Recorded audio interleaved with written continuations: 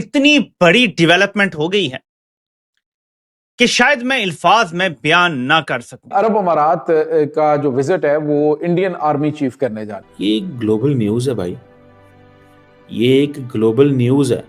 और इस खबर से पाकिस्तान में अभी से खौफ मचा हुआ है। अरब अमारात का भारत के साथ पाकिस्तान और सऊदी अरब की तर्ज का अहम तरीन मुआहदा। मिलिट्री लीडरशिप का जो दौरा है ये बताता है कि यूएई की लीडरशिप का जो टिल्ट है वो इंडिया की तरफ है। यकीन जानिए मेरा दिल दुख रहा है बतौर पाकिस्तानी। और उनकी Indian army chief general Upendra Dwivedi के साथ जो है वो मुलाकात हुई है और बहुत सारी बातें डिस्कस हो रही हैं। इस पूरे के पूरे सिनेरियो में इस वक्त जो सूरत हाल बन चुकी है, इसमें रॉयटर्स ने यह कंफर्म किया है कि ईरान को अब ये लगता है और ईरान के ऑफिशियल्स का ये बिलीफ है कि भाई अमेरिका हमारे पर हमला कर सकता है। इंडियंस की जानिब से कहा जा रहा है कि दिफाई मुआहदा जो है वो भारत और अरब अमारात के दरमियान होने जा रहा है। अब ये जो हाई लेवल विजिट है वो कह रहे हैं जी बायलैटरल मिलिट्री कोऑपरेशन, ये क्लियरली मैसेज दिया जा रहा है क्योंकि पाकिस्तान ने सऊदी अरब के साथ दिफाई मुआहदा कर लिया है तो यूएई जो है वो इंडिया की तरफ जा रहा है। ये यात्रा ऐसे समय में हो रही है जब खाड़ी क्षेत्रों में तेज बदलाव हो रहा है, जिसमें यूएई और सऊदी अरब के बीच यमन को लेकर लगातार तनाव बढ़ रहा है। दैट इज ऑब्वियसली वो इंडिया का अपना एक और यूएई का अपना एक सॉवरन राइट है, वो जो मर्जी करें, लेकिन मैं जस्ट बता रहा हूँ। मैं आपको इंटरेस्टिंग बात बताना चाहता हूँ। मुझे लग रहा है कि ग्रुपिंग्स हो गई हैं मुस्लिम वर्ल्ड के अंदर। सिर्फ 2 दिन पहले सऊदी अरब और यूएई सिर्फ एक कदम दूर रह गए थे एक फुल ब्लोन कॉन्फ्लिक्ट से, और आज इंडियन आर्मी चीफ यूएई पहुंच चुके हैं। पाकिस्तान, सऊदी अरब और ईरान में इस मूवमेंट को बहुत क्लोजली ट्रैक किया जा रहा है। बैटलफील्ड का नाम है यमन, 2014 से एक सिविल वॉर टॉर्न कंट्री। एक तरफ से लड़ रहे हैं ईरान बैक्ड हौथीज, दूसरी तरफ है सऊदी बैक्ड प्रेसिडेंशियल काउंसिल, और तीसरी तरफ से रिसेंटली सामने आई एसटीसी जो कि यूएई बैक्ड है। 2 दिन पहले सऊदी अरब ने यूएई बैक्ड एसटीसी फोर्सेस पर डायरेक्ट एयर स्ट्राइक्स ही कर दी, और जवाब में एसटीसी ने आज अनाउंस किया है साउथ यमन का एक नया नाम साउथ अरेबिया, यानी कि एक नया देश। बड़ी अहम तरीन डेवलपमेंट है। बिल आखिर असलियत जो है वो खुलकर सामने आ गई है। अरब अमारात का भारत के साथ पाकिस्तान और सऊदी अरब की तर्ज का अहम तरीन मुआहदा, इसके हवाले से कुछ ताज़ा तरीन डेवलपमेंट्स हैं, ये आपके साथ हम शेयर करेंगे। जबकि दूसरी जानिब नाज़रीन, अमरीकी सदर डोनाल्ड ट्रंप ने यूक्रेन के ऊपर एक बड़ा बम गिरा दिया है, बड़ा ऐलान किया गया है। इसकी ताज़ा तरीन अपडेट्स भी आप जानेंगे।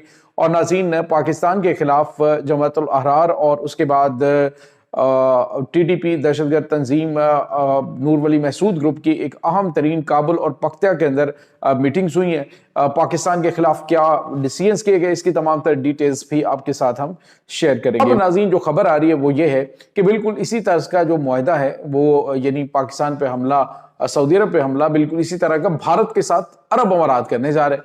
नाज़रीन, अरब अमारात का जो विजिट है वो इंडियन आर्मी चीफ करने जा रहे हैं। अब 2-3 बड़ी इंटरेस्टिंग चीजें हैं। इंडियंस की जानिब से कहा जा रहा है कि दिफाई मुआहदा जो है वो भारत और अरब अमारात के दरमियान होने जा रहा है।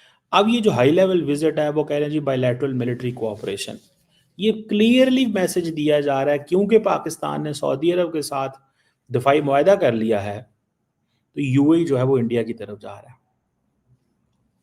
इसको थोड़ा सा समझें इस बात को।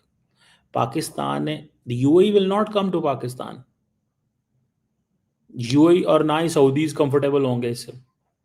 बाकी जितनी मर्जी बातें करते रहेंगे जी brotherly Islamic country, UAE will not come to Pakistan because Saudis uncomfortable होंगे। यूएई इंडिया के पास जाएगा। लेकिन मैं आपको एक मजे की बात बताऊं, यूएई के लिए इंडिया में जाना is not natural partnership. Natural partnership उनकी हमारे साथ ही बनती है, सऊदी अरब ये आपस में हमारे साथ। लेकिन अगर वो नहीं चाहते तो जारी बात है। अब वो कहा जा रहा है कि उनको जो ऑपरेशन सिंदूर की, ये ऑफिशियल स्टेटमेंट है इंडिया की। आई विश कि मैं ये आपको ऑफिशियल स्टेटमेंट दिखा सकूं। लेट मी डू दिस, मुझे कोशिश करने दें कि वो क्या कह रहे हैं। वो भाई साहब कह रहे हैं कि आप ये आ गए, आप इंडिया की ऑफिशियल स्टेटमेंट क्या कह रही है। ऑपरेशन सिंदूर के बारे में बताया गया, he was briefed DG information system and army design bureau कि इंडियन डिफेंस कैपेबिलिटीज क्या हैं, artificial intelligence road map Indian army का क्या है। बहुत सारे और लोगों को, डीआरडीओ के लोगों से मुलाकातें की ना होना। इंडियंस बेसिकली यूएई के पैसे लगवाना चाहते हैं अच्छे से। इंडियंस यूएई के दरअसल वो पैसे लगवाना चाहते हैं और डिफेंस कोऑपरेशन उनके साथ बिल्ड करना चाहते हैं। ठीक है, ये मेरी इस बात को थोड़ा सा वजन दें जो मैं आपको बता रहा हूँ।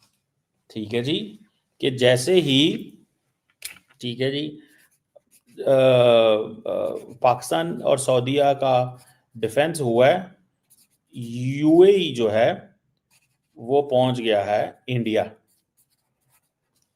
आना तो उन्हें पाकिस्तान चाहिए था, वो तो हमारे मुसलमान मुल्क है, हमारा ब्रदरली कंट्री है, आना तो यहाँ चाहिए था ना, लेकिन यहाँ नहीं आए। समझ रहे हैं आप? So it means there are groupings, बड़ी क्लियर ग्रुपिंग्स हैं। इसको आप थोड़ा सा वो नहीं कर सकते,